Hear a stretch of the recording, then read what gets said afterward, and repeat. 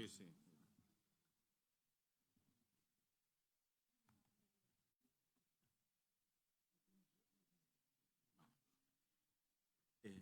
Non sei se escoitase ben. Escoitas. A ti escoitarás. Bueno, arrimo. Sí, sí, arrimamos máis. Aquí xa está. Vale, aí. Bon día, eu son Pablo Villaverde, son o tesoreiro da Asociación Galega dos Soutos e Castañas. Ou se non collemos un micrófono. Collemos un micrófono. De pé, vale. Vale. Eu son Pablo Villaverde, son o tesoreiro da Asociación Galega dos Soutos e as Castañas. Estamos hoxe aquí para falar un pouco das variedades tradicionais galegas e tamén falar un pouco das problemáticas que temos nos soutos galegos, que son as mesmas cas que estamos escoitando aquí en Portugal. Entón, bueno, en calquer momento estamos encantados de poder recibir preguntas, falar dos problemas que podemos ter en común e poder compartir as experiencias que temos. Bueno, eu son José Manuel Queijas, son o secretario da asociación, tocoume, alguén tiña que facelo, tocoume o chollo. Nada, dar gracias a todos por darnos esta oportunidade de intervir aquí. E nada, nós temos unha asociación que naciu fai en xaneiro do ano pasado. Nós o que víamos era que a información estaba moi espallada, xente que intentaba plantar, pero estaba todo espallado, era difícil informarse. Xuntámonos 10 personas e decidimos que había que facer algo. Entonces, aí naciu, digamos, cociuse a asociación, e, bueno, a día de hoxe, un ano e pico despois, os principios non foron fáciles, como moitos sitios, pero a día de hoxe, pois, temos 120 socios, con 120 socios, o sea, 110 socios de número, por dicirlo así, e temos 10 socios colaboradores, o que nós chamamos socios colaboradores, xente, digamos, que destaca no mundo do castaño. Temos a Josefina Fernández, que é unha técnica de Ciblo Ourizán, xubilada nestes momentos. Temos a Josefa Lombardero, que hoxe en día é da Universidade de Santiago de Compostela, é o máximo referente galego no tema fitosanitario. Temos a Pedro Álvarez, que é un biólogo que traballa na Universidade de Asturias. Antonio Rigueiro, que é o presidente biólogo catedrático emérito da Universidade de Santiago, actualmente presidente da Asociación Forestal de Galicia. Temos a Miguel Ángel Vázquez de la Mata, é un viverista do Bierzo moi introducido no mundo do castiñeiro. Temos a Beatriz Fernández, que é hoxe en día que estudia un pouco a xenética dos retrocruzamientos dos híbridos. E temos, pois, patriotas vosos, como é o profesor Larancho, que tamén é un socio colaborador de vos. Nada, pois, nós o que intentamos é difundir, concentrar esa desinformación que estaba espallada por todo o territorio. Para iso, pois, facemos charlas. A día de hoxe, somos 110 socios, con estes 6 colaboradores, máis ou menos. Facemos charlas, por exemplo, esta foi nos inicios, ali en Cerceda, digamos que na zona atlántica de Coruña. Tuvo unha gran acollida, a pesar de que Cerceda non é, digamos, culturalmente de castañas, tuvo moita acollida porque a xente precisaba información, a xente está interesada e precisaba información. E pois temos outro, pasa a seguinte. Este, bueno, foi un pouco un magosto que se fixo de castañas. E, bueno, nun dos outros, bueno, este concretamente meu, pois o que se fixo foi intentamos espallar a xente a cultura do castaño. Entón, o que fixemos foi recoller ali, que viñeran xente de a pé a recoller as castañas e escoller un pouco as que valían, as que non valían, comparar diferentes, unha mistura de variedades. Puxose a funcionar unha calibradora, que non sale na foto, pero, bueno, unha calibradora, para que veiran un pouco como funciona isto. A seguinte xornada, isto vai un pouco por cronolóxicamente. Esta foi na zona de Carballo, aí temos a Miguel Ángel Vázquez de la Mata, dando unha charla básica do que os principios de como plantar os castiñeiros e que plantar. A seguinte xornada, esta foi un evento que se fai no Caurel, a pisa da castaña, que é algo moi antigo, de como facían, o secadeiro da castaña, depois facíase a pisa, que é o estonado da castaña, e invitáronnos a participar, un pouco a presentar, digamos, esta nova asociación que había. O seguinte, eso foi en Forcarei, aquí na terra do tesoureiro, e en concreto foi unha charla de inxertos, tamén dada por Miguel Ángel Vázquez de la Mata. E o seguinte, isto foi unha feira agrícola que hubo un boi morto na provincia da Coruña e prestáronse a deixarnos un stand para publicitar o que é a asociación, non? Isto foi unha mesa redonda que se fixo tamén en Boimorto, na que aí concretamente está Roberto Ribeirao, que é un viveiro, empezando pola izquierda, o seguinte son eu, despois está Josefa Lombardero, que é a que nombrei antes, que colabora con nós, da Universidade de Santiago, e Pedro Álvarez, que é o biólogo que colabora tamén con nós, da Universidade de Asturias. E nada, debatimos un pouco, como pode ser aquí, aos problemas que hai. Esta foi unha xornada moi interesante, un pouco para dar a mostrar as novas tecnoloxías, non? Como son os drons. Aí concretamente utilizouse bioestimulantes foliares, e un pouco para enseñar a xente que creo que o futuro ven un pouco por estas ferramentas que van vindo pouco a pouco. A seguinte xornada, isto foi unha xornada de voluntariado moi interesante.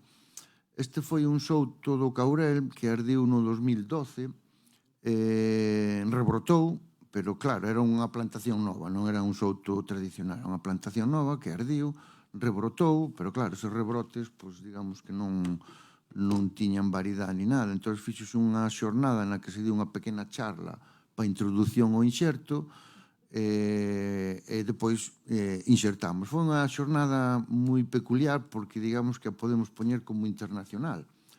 Había unha señora que andaba de orixes galegos, pero que naciu e viviu en Inglaterra, é unha xente forestal ali de Inglaterra, e andaba por ali coa súa furgoneta, enterouse da xornada e quixose apuntar e veu colaborar con nós. Entón, démoslle un pouco a unha xornada internacional, porque había alguén que era de Inglaterra e que se interesou por vir. Esta é unha xornada de poda de castiñeiro.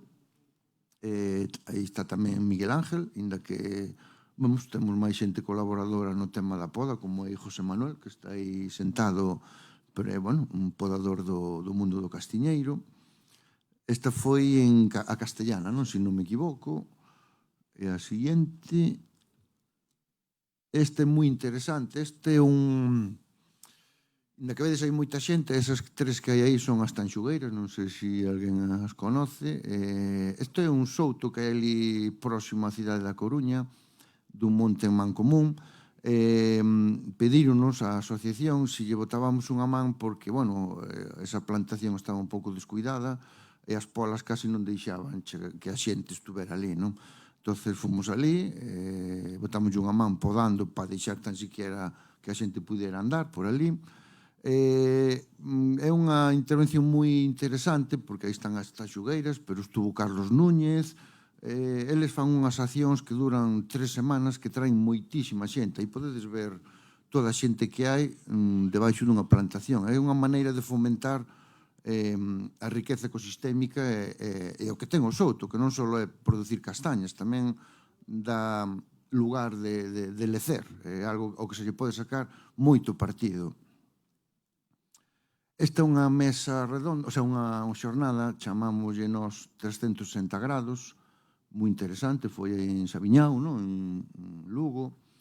Entón, aí o que intentamos é xuntar desde todos os estamentos do que é a castañicultura, non? Desde os viveristas, os produtores, a industria e o aspecto biólogo, como están aí, por exemplo, está Miguel Ángel Vázquez Lamata, está Antonio Rigueiro, está de Naiciña, da empresa Naiciña, que é unha empresa que hai ali en Galicia, de Chantada, e ao mesmo tempo fixemos un show cooking, creo que se chama en inglés, que non é o meu inglés, que é un pouco darlle, intentar explicar a xente que a castaña non só é no magosto comer castaña hasta casi a indigestión e nunca máis volver a comer. A castaña ten moita máis saída que eso.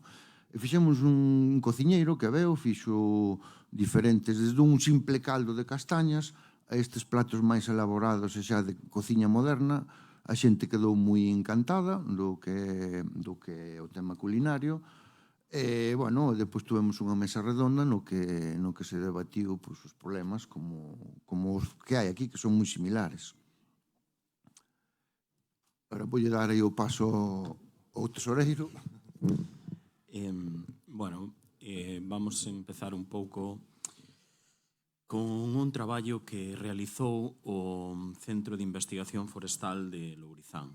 Este centro recolleu mostras de distintas variedades máis importantes de cada zona de Galicia, non? Entón, o que se recolleron eran mostras de ourizo, a mostra do que é a castaña. Estas mostras colleunas José Manuel, que se recorreu todo Galicia buscando esas variedades un pouco por cada zona, non? Identificando cales eran as máis importantes. Para facernos unha idea, digamos que en Galicia é un pouco distinto que aquí en Portugal. Aquí falades de 3, 4 variedades, como a Longal, a Bonaventura, a Xudía, a Marteíña. Para facerse unha idea, o Centro de Investigación de Lourizán ten, creo que son 87 variedades genotipadas en todo Galicia. É dicir, eso comercialmente é inviable. Está moi ben como patrimonio, está moi ben como cultural, pero se vamos a un tema máis profesional non é viable. Entón, o que se tratou foi un pouco de recoller todas esas variedades por zonas máis interesantes, ver as características e ver cales de cara á comercialización e cara á industria eran máis interesantes. A parte deso, bueno, pois foise estudiando un pouco as características de como están dentro do ourizo, cada unha delas, a forma, o color, todo eso. Aquí vemos as diferencias que hai, pois, un pouco pola parte de arriba, pola parte de abaixo. Aquí é moi interesante esta fotografía, porque aquí vese moi ben por que unhas castañas son aptas para a industria e outras non. Podemos ver aí que están unha encima da outra, que é a de a de presa e a longal. Como a de presa vemos que ten uns surcos, unha penetración moi grande. A longal é unha castaña limpia, unha castaña moi blanca, que non ten apenas penetración. E se vamos a foto da vosa dereita, vemos a de presa, que ten un tabicado enorme, de feito é a que máis tabicado ten de todas as fotos, e a longal vemos que está absolutamente blanca. Isto é importante á hora de que un produtor poida decidirse por unha variedade, poida decidirse porque lle dá, é dicir, faille comprender que hai dentro dunha castaña. É dicir, a castaña por fora pois ten unha forma, ten un color, pero por dentro, que é o que realmente interesa a industria, interesa a comercialización, é o que tamén temos que saber por que unhas variedades son máis apreciadas ca outras. Todo este traballo se recolleu neste libro que se fixo en colaboración ca IXP e o Centro de Investigación Forestal de Galicia, que é unha guía do cultivo do castiñeiro para a produción de castaña. Neste libro é un pouco antigo, quizás habería que actualizarlo un pouquiño, pero sigue sendo bastante panosa como unha biblia, non? Da produción da castaña, vai desde o que é producir a propia planta hasta o que é a comercialización, é dicir, cando a castaña vai entrar na comercialización. Aí fálase dos problemas fitosanitarios, fálase da adaptación dos diferentes clones para insertar, fálase da poda, fálase do inxerto, fálase dunha serie de cuestións moi importantes. Nese libro divideu Galicia en 4 zonas. Unha zona atlántica, que é a que se ve máis oscura, unha zona central, unha continental e outra oriental. Hasta ahora, as grandes produtoras de castaña en Galicia foron a zona 3 e 4. Siguen sendo as grandes tal. Que pasa? Todas as novas plantacións, ou a gran maioría das plantacións novas que se están introducindo en Galicia, estánse introducindo na zona escura, na zona atlántica. É dicir, os outos tradicionales siguen estando nas zonas 3 e 4, pero as novas plantacións están na zona 1. A zona 1 é unha zona moi afectada pola tinta. De feito, hai zonas de Pontevedra onde o castiñeiro desapareceu completamente ca tinta. Isto, que pasa? Hoxe en día, na zona 1 é inviable facer unha plantación se non é insertado nun patrón híbrido. É imposible. É dicir, a tinta antes ou despois vai acabar con esa plantación. Que pasa? Estas plantacións a día de hoxe son bastante novas, estánse profesionalizando moito máis, marcos de plantación moito máis amplios, estáse poñendo rega, estánse utilizando novas técnicas como poden ser tricodermas, estáse utilizando unha poda de formación moitísimo, é dicir, tense moita máis información, e incídese moito no tema fitosanitario tanto das podas como dos inxertos, porque moito da propagación do chancro e deste tipo de enfermedades é por un tema cultural, é dicir, porque a xente cando fai unhas podas ou fai uns traballos no souto non toma as medidas fitosanitarias correctas. Vemos moitas podas onde non se aplica sulfatos de cobre, onde non se fai unha boa desinfección da ferramenta, e todo iso que fai é unha propagación de todas estas enfermedades. Despois temos problemáticas, igual que tuvestes aquí, co tema da vespa, que se remiteu co torimus, que todo o mundo sabemos. Agora está bastante equilibrado, hai zonas onde sube un pouco, zonas onde sigue baixo, pero está un pouco máis controlado. O tema da vespa sigue sendo un problema, pero non é un problema como foi hai uns anos.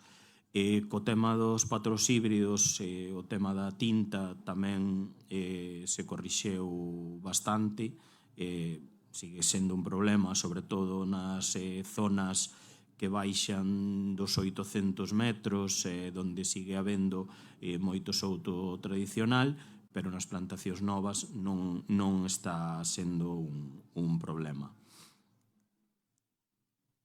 Aquí, esta tabla, según a zona e a altitude, fai unha recomendación das variedades un pouco que se deberían de poñer atendendo a esas zonas. Entón, pois eso, fai un pouco o tema climático, co tema da altitud, porque en Galicia o ter tantas diferencias, é dicir, temos desde o que é o nivel do mar, por exemplo, temos Manzaneda ou Preña Trevinca, que están por encima dos 1000 metros. Entón, as variedades, unha variedade de altitud como a amarelante, pois en zonas do nivel do mar non acaba de responder.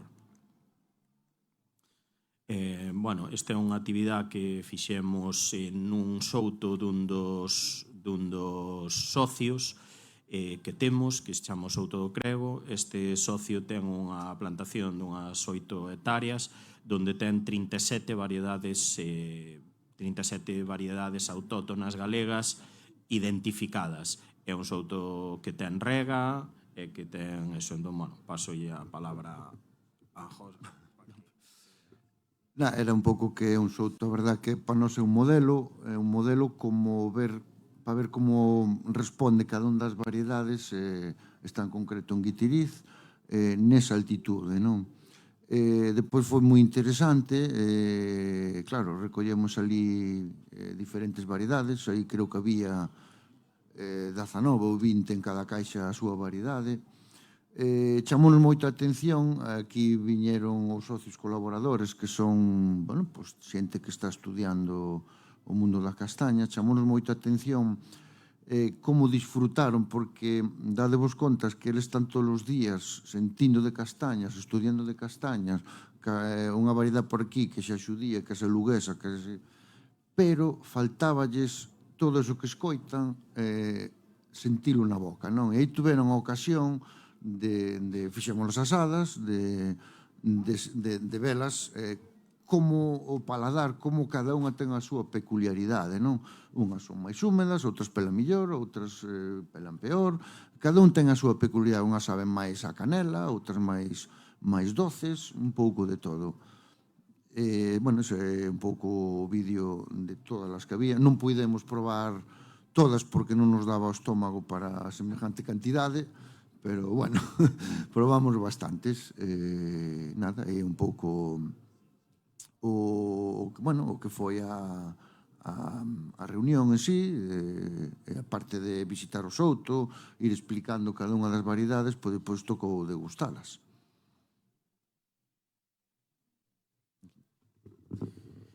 Bueno, todas estas variedades e todo este traballo que se fixo no 2009 naceu a Indicación Xeográfica Protexida de Castaña de Galicia. De todas esas variedades se elexou de principio 8 variedades que son, digamos, máis interesantes para a industria e comercialización, non? Está a Amarelante, que é unha castaña de altura, unha castaña que se dá na zona de Manzaneda, sobre os 1000 metros. Está a Garrida, que é unha castaña da zona centro en Chantada, que está coido sobre uns 400, 500 metros, nunhas zonas moi húmedas. Está de Parede, a de Parede é unha castaña dos Ancares, que tamén baixa hacia a vertiente do Bierzo. Esta é unha castaña, digamos, que é de calibre pequeno, pero moi apreciada na industria, porque, ao igual que a longal, pela moi ben e é moi dulce. Entonces, é unha das variedades que máis se está plantando nos soutos novos. Nos soutos novos en España, as dúas variedades que máis se están plantando a día de hoxe son a Parede e a Xudía. Despois utilízase como polinizadores o negral, algún picona, algunha máis e tal. A Parede, como dixemos, é de Ancares e do Bierzo. E despois está a Aventura, a Xudía, a Longal e a Garrida. Estas son da raia, digamos, con Portugal, da zona de Vilar de Bos, Ríos, a Mezquita e a Gudiña.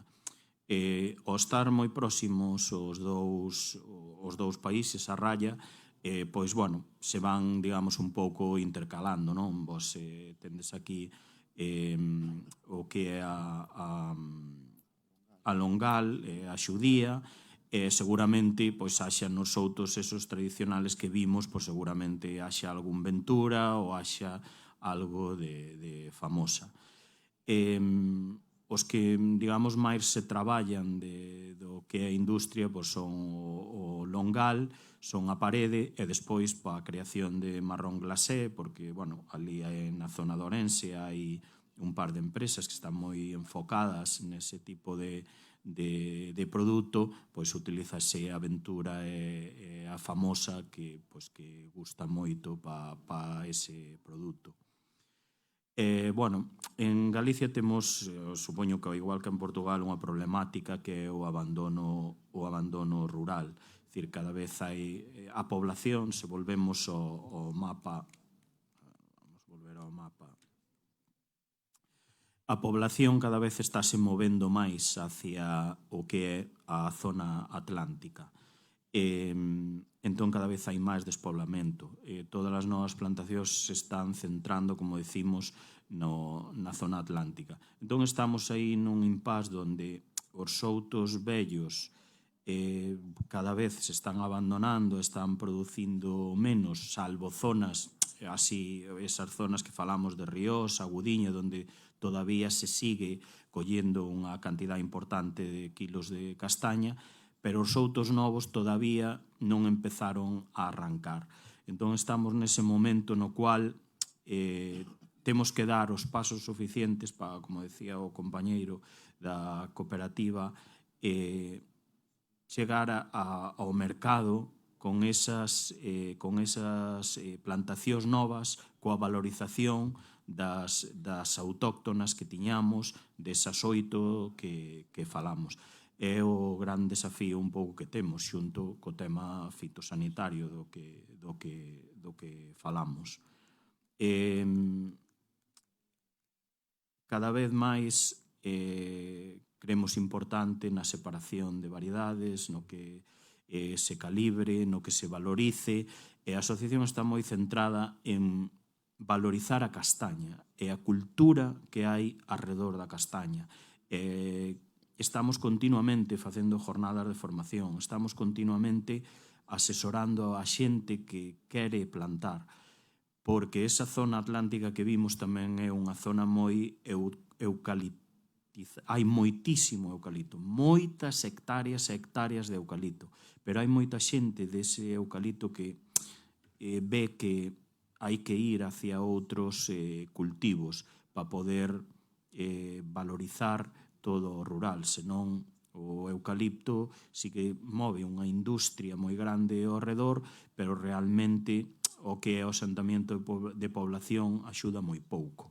Entón, ese é un pouco o que nós desde a asociación queremos promocionar. Con isto acabamos a presentación e estamos encantados de calquer pregunta, cuestión que irades facernos e debatila.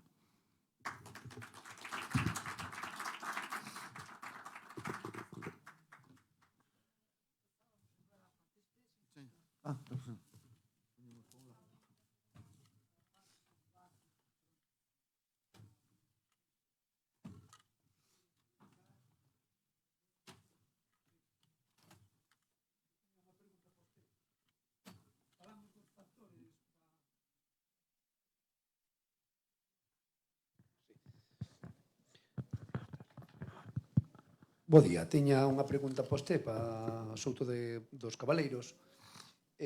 Falábamos dos factores para valorizar o que é a castaña e que se poderían aumentar os calibres concretamente na variedade da longal. Non sei se me podería ou se nos podería explicar cada un deses factores, como lograríamos aumentarlle dito calibre a castaña. Gracias. O que se tem feito essencialmente pelos nossos agricultores, primeiro, assim, até há uns anos atrás, a castanha era toda castanha. A cor marcava o fruto. Grande, pequena, misturada e tudo. Quando começamos a calibrar a castanha, começamos a notar que há, mesmo sendo toda longal, há longal e longal, não é?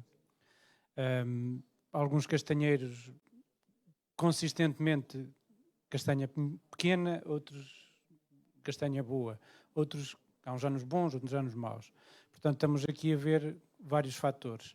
Uma tem a ver com a genética e a forma de controlar tem a ver com repodas ou reenxertias, outras têm a ver com a cultura, com a própria, porque é que uns anos é boa, outros anos é má, porque é que um que deixa de labrar começa a produzir menos, mas de melhor qualidade, e a castanha grande vale mais do que a pequena, não é?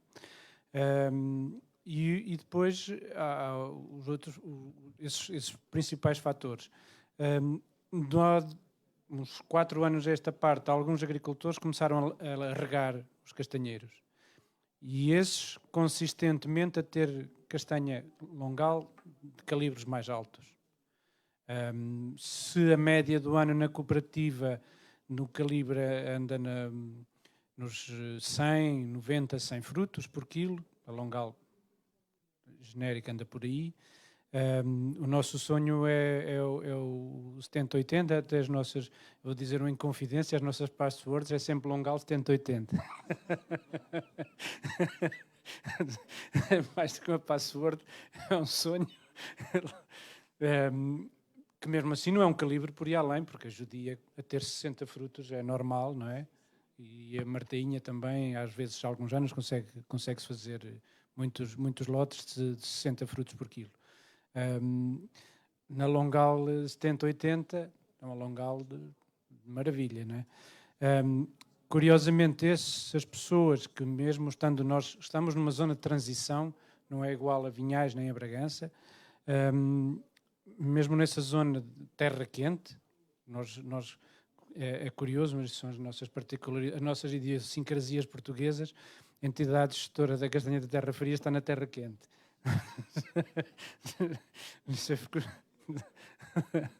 Pronto, nós estamos na zona de transição e esses produtores começaram a regar, começaram a ter consistentemente calibres médios altos, mais altos, e chegam com frequência aos tais 70-80 frutos por quilo. Nós quando nós primeiro fazíamos, recalibrávamos tudo e valorizávamos em função do calibre, porque continuamos a fazê-lo, mas há uns anos esta parte começamos também a valorizar em função da sanidade. Portanto, começamos a fazer uma análise interna do fruto. Temos uma série de parâmetros que analisamos, alguns são visíveis, outros são só depois de abertas, as castanhas. O bichado, o fungo, tivemos aqui há 2 anos um problema seríssimo com fungos, com níveis de podridão a chegar aos 40%, que é muito alto, não é? Em algumas variedades ultrapassar consistentemente esses valores, nomeadamente a Boa Ventura, na nossa zona, Boa Ventura e a Martainha, ultrapassar sempre esses valores de podridão e de bichado. Portanto, e esses fatores também ainda não sabemos bem como combatê-los. Agora, quanto ao que tinha perguntado do tamanho, o que eles têm feito, os nossos cooperantes têm feito, anda essencialmente nestes 3 pontos. Alteração do maneio cultural, eles deixaram de labrar quase consistentemente, são muito poucos os que labram. Eu costumava dizer em tom de brincadeira, quando me vinham dizer as tuas castanhas estão ali ao lado das minhas e as tuas são castanhas grandes, e eu dizia, tens excesso de ferro as suas. Hã? Você anda lá sempre com o escarificador, então tens excesso de ferro. O problema é um problema de... eles no primeiro e segundo ano começam a notar que parece que dá menos, mas os calibres são consistentemente mais altos. Pronto. Aqueles problemas que eram genéticos nos castanheiros antigos, eles continuam lá e esses deixámos-los estar porque já eram do nosso avô e do trisavô. Isto dá castanha miúda e é rezar que haja um ano que dê melhor. Faz-se uma poda geral para ver se eles, se tiverem menos carga, melhora um bocadinho. Quanto a esses não há muito a fazer. Nas plantações novas, quando começam a produzir, percebe-se logo que houve um problema na seleção da enxertia, não é? Então aí é fácil, reconverte-se e toca andar. Portanto, principalmente esses 3. A rega, são poucos os que ainda estão a ensaiar. Eu comecei o ano passado, este ano, aliás. Comecei este ano, mas nós temos um problema. Aqui, se em Vinhais toda a gente quiser regar, temos que ir buscar água a algum lado, porque não temos. Cantos litros utilizan por hectárea ou por pé? Porque ese é un debate que ali na Galiza temos moito, non? É dicir, non hai un estudio realmente feito de cantos litros hai que regar. É dicir, régase, tírase auga máis que regar. É Dicir, porque nas plantacións comerciais de maceira ou de outros tal, está moi estudiado dependendo do tipo de só e do tipo de ano que ten, de calibre que ten o árbore ou a cantidad de auga. Sen embargo, no castiñeiro tiramos auga ali e nada máis. Sim, eu só conheço um estudo que foi feito por um professor do IPB sobre a rega, e quando olhamos para aquele estudo ficamos logo pasmados porque nós regamos na altura errada. Nós regamos quando já está com muito, quando já teve 3 meses sem chover, então vamos regar. Portanto, as reais necessidades de água no castanheiro são durante a primavera e nós nunca regamos na primavera. Estamos à espera que chova. Primeiro chovia o mês de abril. O mês de abril chovia consistentemente todo o mês de abril e agora quase não chove. Não é? O mês de maio, com um tipo de chuvas diferentes das de abril, mas chovia muito em maio. Este ano que passou, o mês de maio inteiro, praticamente não choveu, nem trovoada, nem sem ser trovoada. E de junho para a frente, pronto. E nós tivemos, desde em junho, que eram umas chuvitas, quase nada, e de julho até há 15 dias atrás, com zero precipitação. Nem pouca, nem muita. Zero. Então nós, quando vemos abaixar a folha, vamos com as cisternas e encher os tanques e regar. Uns regam mais, outros regam menos, em função também do tempo que têm para andar com as cisternas para a frente e para trás, porque não há sistemas de rega preparados, nem montados, nada disso está pensado. Portanto, não temos nenhum valor de referência. O ano passado estivemos em França, na zona de Brive, La Gallarde, por ali, e tivemos com alguns produtores que põem 5 mil metros por hectare por ano. Regam como se fosse macieira, consistentemente, e nós vemos castanheiros que ele diz, estes castanheiros têm 3 anos. E estes castanheiros têm 30 anos e são do tamanho dos nossos com 2.000 anos. Pronto, as variedades que eles têm são aquelas variedades. São distintos, não é? Pronto. Mas de qualquer forma, nós nem imaginamos, porque há também muito mito de quando se começam a regar secam, como se os outros não secassem também.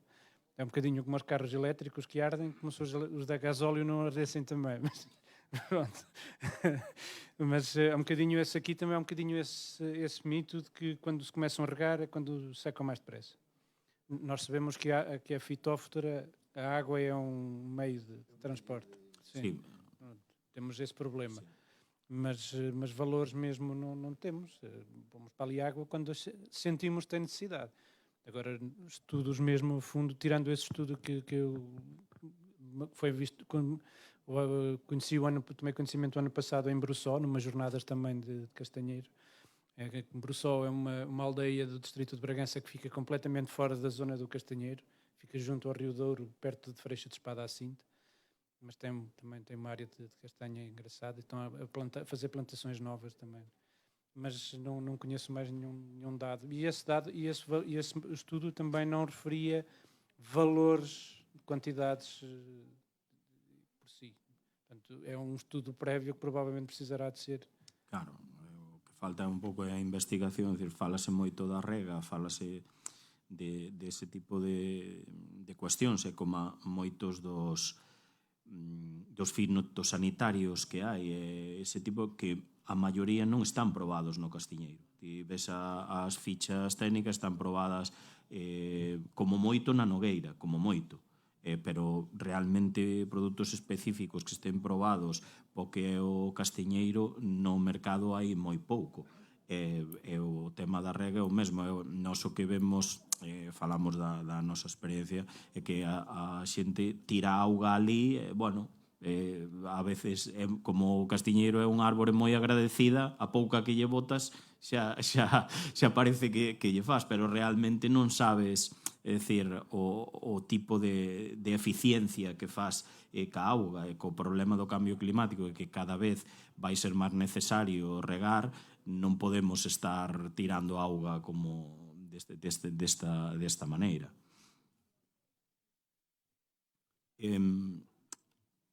Ali un dos problemas que hai máis agora mesmo máis fortes é o tema do chancro. Teñen moita afectación aquí do chancro. Sim, nós temos, mas nós tivemos um programa de apoio, o engenheiro Abel também falou ali no início, nos 3 concelhos, fizeram um projeto quase em simultâneo, os 3, com o IPB a liderar, o IPB é a entidade que produz o Dictis, que é um produto que se aplica e que confina o cancro, impede o crescimento, com resultados bastante apreciáveis, e temos conseguido resolver. Nós, em Macedo, fomos a entidade que o IPB selecionou para fazer a aplicação. Nós aplicamos cerca de 15 mil castanheiros, mas nós temos um problema, e aqui em Vinhais também há de acontecer, mas nós temos a nossa maior área de castanheiro no concelho de Macedo não produz castanhas, é Castiçal, que é a Serra de Bornes, tem uma área perto de 5 mil hectares de castiçal. A serra, de um lado, são 2 concelhos, Macedo e Alfândega da Fé, portanto, e para ali ninguém olhou. Foi também onde começou a Vespa da Galha, e nós tivemos o cuidado de ter as primeiras largadas de torimos ali, e as pessoas dizem, mas aí não há castanhas, mas se não tomarmos conta disso, dali depois depressa fica ali um viveiro, então passamos a ter ali o contrário. Nós intervimos às vezes nessas áreas. No cancro também fizemos algumas intervenções, um bocadinho à revelia do projeto, nessas áreas de castiçal. E temos várias áreas que eram de baldios e que estavam plantadas de castiçal. Agora os baldios aqui da região, pelo menos ali na zona de Macedo, estão a ser ocupados por castanheiro. E bem, porque senão os incêndios qualquer dia ardíamos nós antes das castanhas, e quando os baldios abandonados são um problema e assim estão a produzir alguma coisa. Mas o cancro era e tem sido um problema bastante agressivo. A maior parte dos agricultores opta por cortar o castanheiro e planta outro e pronto. Ou faz uma limpa, andam ali com... Os castanheiros têm uma característica que nós vinhamos a falar pelo caminho, que não precisam de muita presença. Na realidade, e voltamos à primeira pergunta, as castanhas crescem com a presença do agricultor no souto. Os agricultores que não põem lá os pés e só os vão apanhar, regra geral, têm piores castanhas do que aqueles que vão lá todos os dias. Vão todos os dias, conseguem perceber e ir atacando a tempo. Bueno, en relación ao chancro, nós os humanos somos o principal vector polo tema de non desinfectar as ferramentas. E pois ali en Galicia, a min concretamente, utilizáronme as cepas hipovirulentas. Concretamente eu estou contento. Que pasa? Aí en Galicia creo que teñen identificadas, creo que son 8 cepas hipovirulentas, non? Eles fan un mix de varias cepas, porque non val para todas, non? Fan un mix para ver se coincide algunha da cepa que tes no souto. A min concretamente foime ben, debiu coincidir que as cepas eran compatibles co chancro hipovirulento. Estou a observar que castiñeiros que non foron tratados, isto fixeron o tratamento fai uns 5 ou 6 anos, non? E si que observo que castiñeiros que non foron tratados, pero que colleron a enfermedade, sobre todo no pé, eles solos, a cepa hipovirulenta esporou e contaxiou a eses pés que tiñan chancro e fixeron a verruga de cicatrización. Están perfectos, o sea, tuve a suerte de que me foi ben. Hai xente, pois, porque non lle coincide a cepa, pois, bueno, non é a fórmula perfecta, non? Despois, entre varios socios, ainda que parezca raro, é unha cousa bastante fácil de facer, non perdes moito, como moito tempo, bueno, a mellor o castiñeiro se non vai a máis. Se é nunha pola non hai nada que perder. O que estamos a facer varios socios é un pouco limpar esa zona de afección, onde se ve o micelio do chancro. E a verdade que, se vos fixades, o chancro nunca vai atacar unha parte terrestre do castaño, sempre vai estar na parte aérea, non? O cal quere dicir que na Terra hai pois, o antagonista, ou bacterias, ou fungos, ou algo que non lle gusta ao chancro, por eso non vai á Terra, non? Bueno, pois limpamos o mellor que podemos, con moita desinfección, sin tocar a nada, sempre sobrepasando lixeiramente o borde da afección, e poñémoslle terra, a propia terra, tápase con plástico, con trapo, bueno, queima un trapo con cinta americana, bueno, e deixas ali un ano e pico, e a verdad que está dando resultados curiosos, porque o ano e pico, cando retiras todo eso, ves que hai a verruga de cicatrización está aí, está, bueno, medio funcionando. Bueno, é algo que non perdes tempo e pouco máis, que podía ser unha axuda máis, non a definitiva, pero, bueno, unha axuda máis.